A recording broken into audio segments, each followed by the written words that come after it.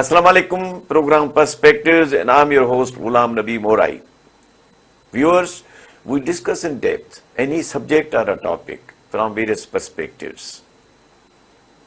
As usual, Syed Mohibullah Shah Sahab, a writer and intellectual analyst, is with us. Shah Sahab, Assalamu alaikum. Shah Sahab, today's topic is economics of the opportunities. Economics of the opportunities.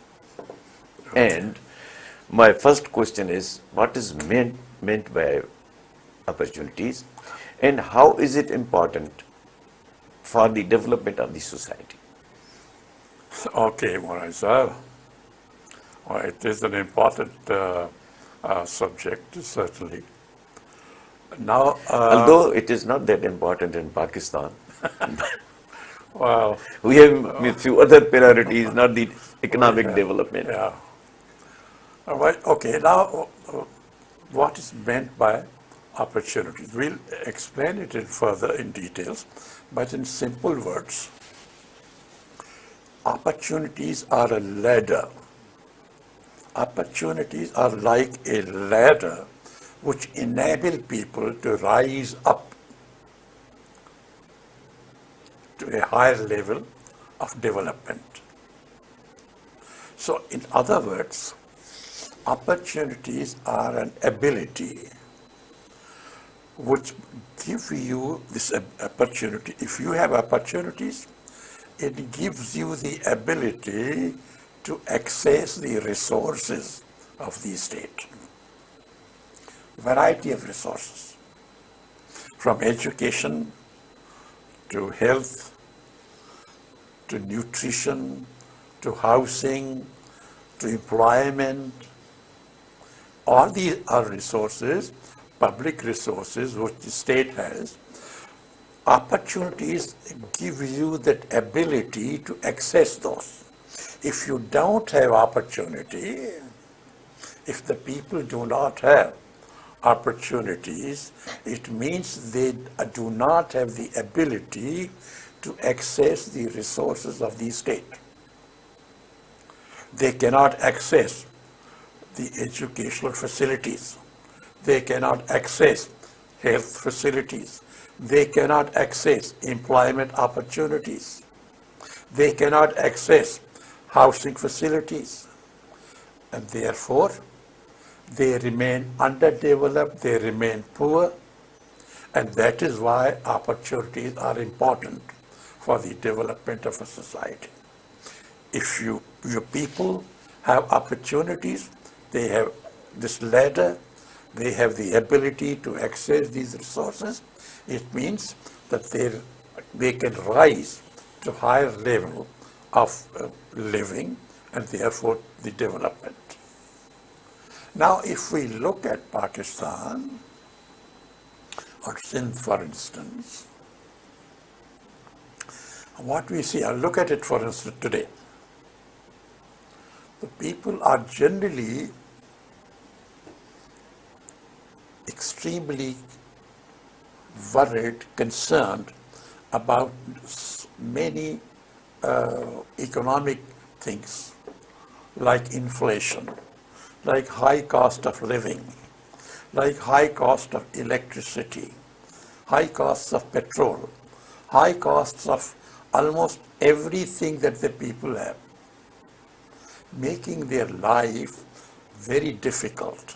And they have to sacrifice so many other things in order to even barely exist. And the result has been that in the last year, 1 crore people have fallen below the poverty line. This is how painful the economic situation is. People are growing more poor. Whereas in the neighboring countries, they are taking people from poverty to progress. So we'll be talking about all these. So what we see is that deepening poverty and widening disparities among people, among regions of Pakistan, has been a dominant feature of our society and economy. If what we talk today, if you were thinking about or talking about, let us say, 5 years ago, or 10 years ago, or 20 years ago, people will again be same thing. Their economic conditions, they will be talking about the problems. Unemployment, poverty. If the grandfather was poor, the father is poor and the grandson is poor for 3 generations. Now, all of these things raise the question, why is it for generations, for a long time, there is persistent poverty and there is a persistent disparities between regions and people? Why has that been a persistent feature of Pakistan society and economy? Why? That's the fundamental question. Now, we can look at it in a simple way.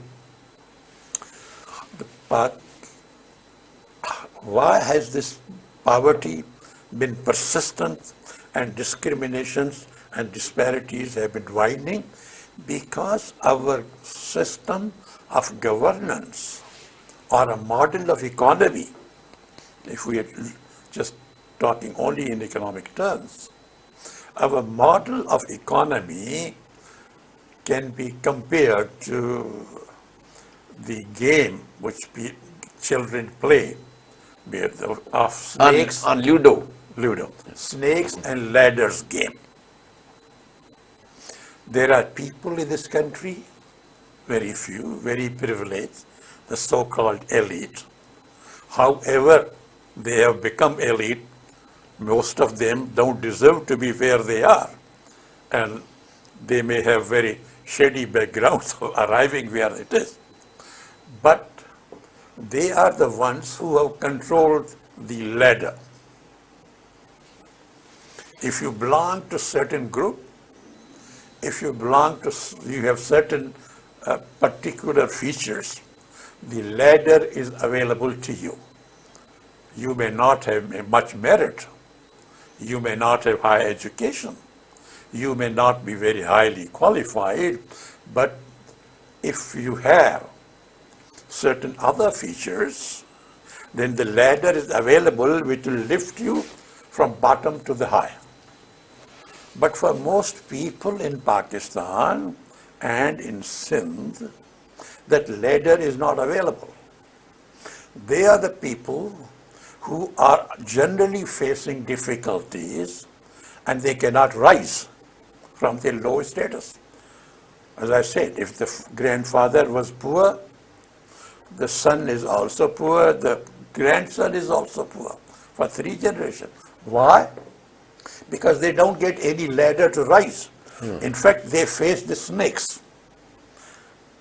Even if they work very hard and rise a little, at some point they fall, there's a snake which catches them and brings them down again.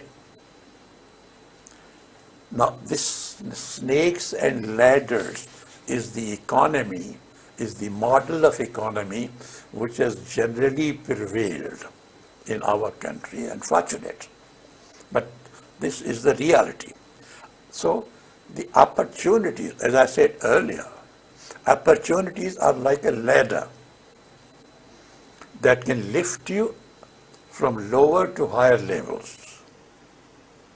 But those opportunities are monopolized and are controlled by a few people.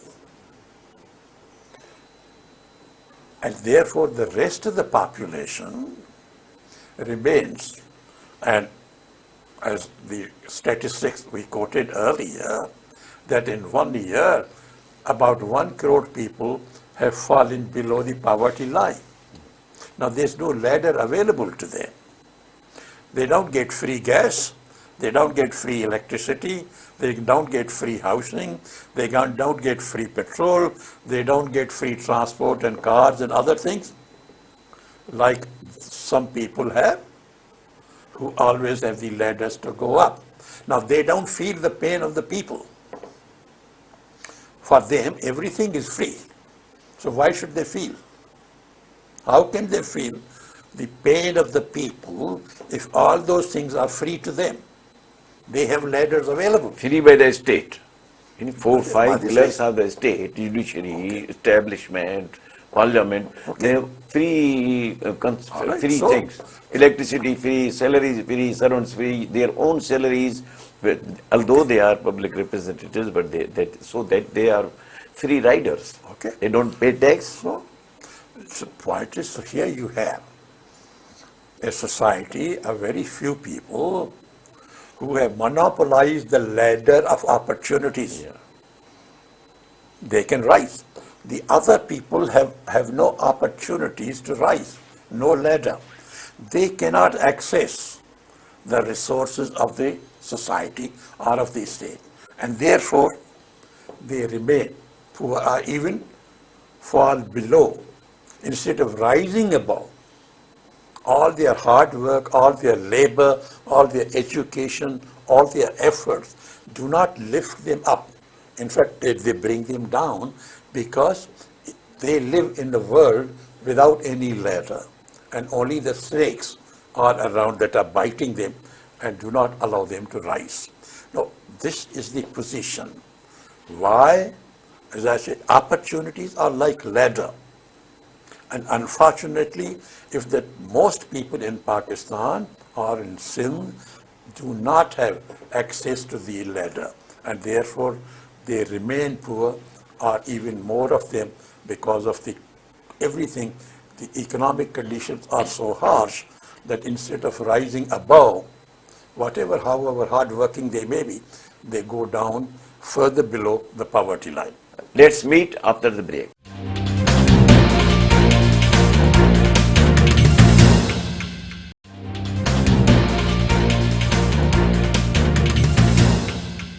Welcome back. Shah Sahab, you explained quite candidly and comprehensively the definition of opportunities and their importance in the development of a society. Now, this disparity within the country among different sections of the society and this ladder and snake game which you explained. Now, what do you think that what should people at the helm of affairs do to do something good with Pakistan? Very well. Now, actually the prescription for development is very simple. If we have the intent and the will to implement it, then it's very simple. And this prescription is given by one who won Nobel Prize for Economics. So this is not a small man who has given this prescription. Okay. He is a Nobel laureate in economics, a very highly respected man named Tim Bergen. Mr. Tim Bergen, Tim Bergen was a Nobel laureate in economics, and he said there are two things which are essential if you want the society to develop. One,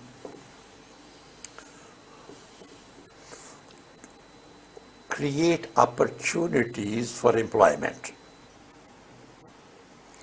Create opportunities for employment to incorporate widening circles of people, more and more opportunities for employment. So they have a regular income. And second, to improve, enhance the productivity of people and your enterprises. Full stop. Just two things. Open up, we talked about snakes and ladders. That ladder should not be controlled and monopolized by few. Open this ladder of opportunities to people and employ them into productive work, and to give them access to education, to health facilities, to skills and technology, to management, to housing. Give them access to those resources so that they can improve their productivity. If you do two things, you open opportunities of employment to people, and number two, you give them access to these resources so that they can improve the productivity, their own and of the enterprises where they are working. Your society will develop, it will grow, it will become prosperous. Now, why doesn't it happen? It can be seen very well that this is something which is a almost established fact. If you look at the developed countries, now we are talking about not Pakistan or other developing countries, but developed countries. How can a country develop without the development of its people? What is a country? Country is not a territory. Country is people who live in that territory. Can a country become prosperous and rich if people are poor? No question. No question. No, here's the point. We generally talk Germany, France, England, America, Canada, oh, they're very developed. How have they become developed? They haven't come from sky. It is the people who are developed that they make the country develop. Now, how can Pakistan become developed country if its people are undeveloped? If the people do not have opportunities to access the resources, if the people remain disempowered, remain uneducated, without health benefits, without jobs and employment, without housing facilities, how can a country develop? So, when we say that a country develops, it means it's the people of that living in that country. They are now accessing the resources. The employment opportunities are increasing. Their productivity is increasing, and therefore they create more value. Same people, because of the opportunities available to them, because of the ladder, they are able to add value to themselves, to their families, and to their country. Now, this is true almost everywhere. Even in countries, if this thing that our country is poor is meaningless. It means the governance of that country is poor or bad. People are poor not because there is a lack of resources. No, True. people are poor because they are governed by bad people. That's why they are poor. And I give examples. Some of the richest countries in the world, richest in resources, who have oil, who have gas, gold, diamonds, uranium mines.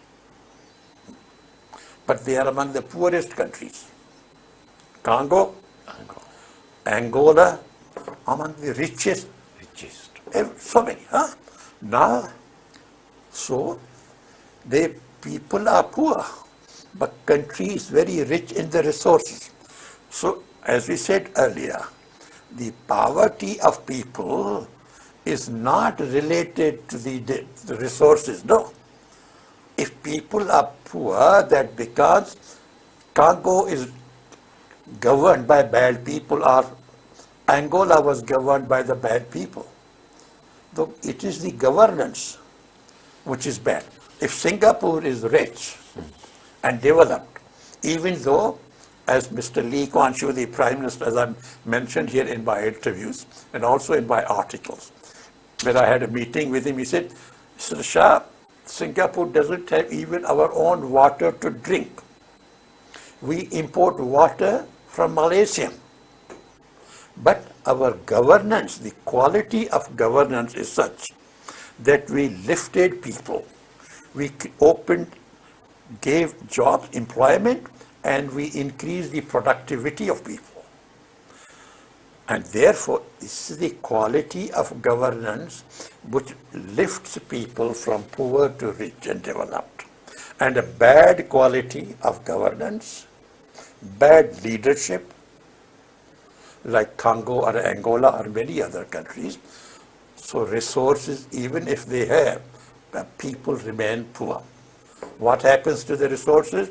The resources are stolen by the leaders of those countries in collaboration with some foreign companies. There was a study done in Africa. And that study says that after the independence, earlier there was colonial powers, Britain, France, Belgium, and others. But after independence, normally one would think that these countries have become independent, their leaders will have some shame, some conscience, they will work for the people of their own country. That's why they became independent, no? But a study there of Africa says that after independence, the government leaders of those countries were so bad that 40% of the wealth of Africa was stolen by their own leaders. So, rich countries and poor people means the wealth of that country is stolen and either parked in Dubai or in London or in America or in Australia or in Malaysia, and people remain poor. Now, so poverty of people and the widening disparity among people and among regions is not a problem of resources. It is the problem of the governance of that country. Now, if we see from another perspective, for instance, generally over some years now, people have largely been forgotten in the policies of our government. This is unfortunate fact. Generally, the government calls itself business-friendly policies. Okay, that they are business-friendly, fine. It is good to be business-friendly, but it is also important to be people-friendly. If the government and business get together, who is going to look after the people? So people-friendly government, when will it come? If there is a people-friendly government, then you can say it will open the opportunities, employment, and give them education to improve their productivity, give them skills and technology to improve their productivity, give them health, nutrition, and housing so that they don't worry about day-to-day issues.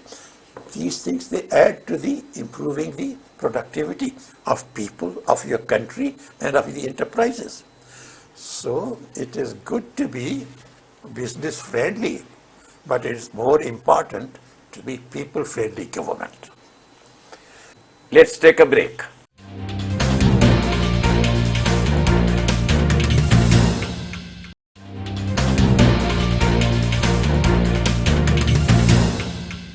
Welcome back.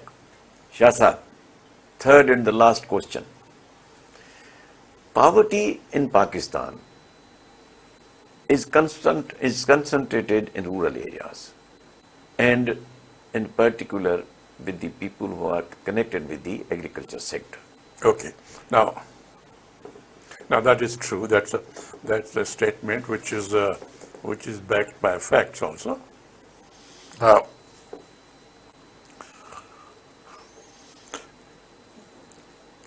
this state of affairs shows that the opportunities of accessing the resources of the state are not available to people who live in rural areas and who are associated with agriculture. And I'll give two examples to explain this position. Now, generally, our model of development has been such that we have concentrated on large capital intensive projects, projects that take big money, and generally they are import oriented, which where raw material or machinery or other ingredients are imported from outside. Now it has two disadvantages. This model creates two disadvantages. One, when you are importing something from outside, raw material, equipment, machinery, other resources, you are creating jobs over there in that country. In that country. Not in your country. Okay. So one, you are losing employment opportunities that you should be creating. As I said in the Tim Bergen's theory, first is create more employment opportunities, and second, improve the productivity. Now here, our model of economic development does not create the job opportunities for the people. That's a disadvantage. It creates jobs in the other countries from where you import raw materials or equipment or consultants or whatever. Second, when you import all these things, you are borrowing dollars, and therefore your rupee goes down because there's heavy demand for, let us say, dollars, and these are imported things. Most of that, therefore, you borrow, and therefore your current account deficit and your trade deficit increases, and the country is burdened with heavy foreign loans. So this model of development creates two disadvantages. Instead of that, if we were to have a model of development which is labor intensive, which uses indigenous resources, not imported resources, then you are creating employment opportunities in the country and you are saving foreign exchange. You are not burdening. Now I'll give two examples. Even recently, there was a huge wheat crisis. We imported wheat, spent foreign exchange, but we did not encourage our own growers whom we want to pay in rupees. No, but the interesting thing is that they have imported the wheat just 3-4 in Sindh. Our harvesting starts in February, and they have imported wheat very close to the harvesting period in Pakistan. There are many bad things which happened. There are many bad things. True. This was what? Why was it done? It was done to create opportunities for the people with a ladder. Okay? They imported from Ukraine a wheat which a lot of people are complaining about the quality, but you denied opportunities to your own people and growers. And next year, this will be a problem for this country, because the government first committed that we will buy your wheat at 4,000 or 3,900, and they backed out. So nobody will believe in the government promise next year. Instead of wheat, they'll grow something else, and there will be a crisis coming. Yeah, these are bad ways of. So one is this. The second, Pakistan's energy or electricity is one of the most expensive in the world. And these days, the electricity bills are almost killing the people. And Shah, you must be knowing this, that independent power plants, IPPs, which were introduced in the 90s, They belong to this elite class. You know, all those people All those people are the are those shareholders. people in the government, whether in this party and that party or that party. They Or have, even the establishment people. they They are are all, all, yeah. that is why there is those IPP agreements are not being renegotiated to bring them down. Yeah. A lot of people in Pakistan have been complaining. There are so many defects in those agreements. So many defects. Because the IPP's owners were the same who were taking Yes. these decisions. On one hand, they give the contract of IPP. On the other hand, they receive the contract themselves. Yeah. This is the state of affairs. The ladders, again, as I say, ladders are all monopolized by the few people. Think of, for the people of Pakistan, it's only the snakes they have to fight. Okay, so our economic model creates employment outside and burdens the country with foreign exchange. Therefore, we deny opportunities for growth to our own people. Second, the history of, if we study the history of industrialization in the world since about 18th and 19th century, has one lesson. Initially, the industries in world, industrialization started first in Europe and then in America. And the first industry that started was textile. Okay. Now, where were the textile mills set up in the beginning? In London, in Birmingham, the big cities, in New York, in Philadelphia, in Boston, in America. Textile mills in the beginning were set up in the big metropolitan cities of Europe and America. But then, as the price of the land increased in the big cities, now textile is a low value industry. Textile generally adds only 13% of the value, no more. So it's a low value industry. Now, in the beginning, when those cities there were nothing else, there were those small little cities, it was all right. But as the value of the cities grew big, the land value in the urban areas, in London or Birmingham or New York or Boston increased.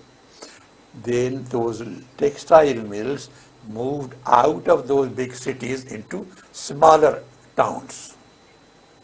In America, for instance, it went to smaller rural states like Mississippi, like Alabama, like Arkansas, away from big cities, away from New York or Boston or Philadelphia or London. Others. What happens in Pakistan? We have not followed this history. Our industries mostly that were set up textile, for instance here in Karachi or in Lahore or Faisalabad. As the land value here increased in the metropolitan areas, textiles became non-competitive, inefficient. It should have moved to the areas in Sindh and Punjab which are cotton producing. Create opportunities over there. And this is the history of the industrialization all over the world. You won't find any textile mill today in New York or in London, but you'll find textile mills here in Karachi or in Lahore. They should move to rural areas of Sindh and Punjab where there are cotton growing people. Then the land price is low, the raw material is easily available, and your industry becomes productive and efficient.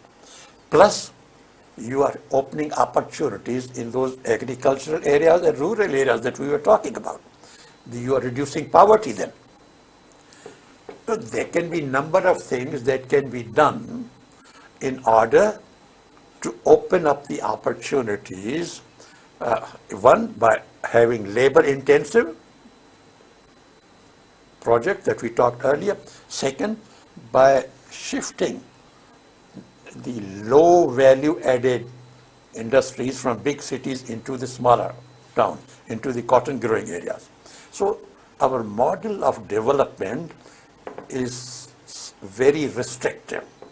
It monopolizes benefits only for a few people who happen to be ruling or controlling the country's resources.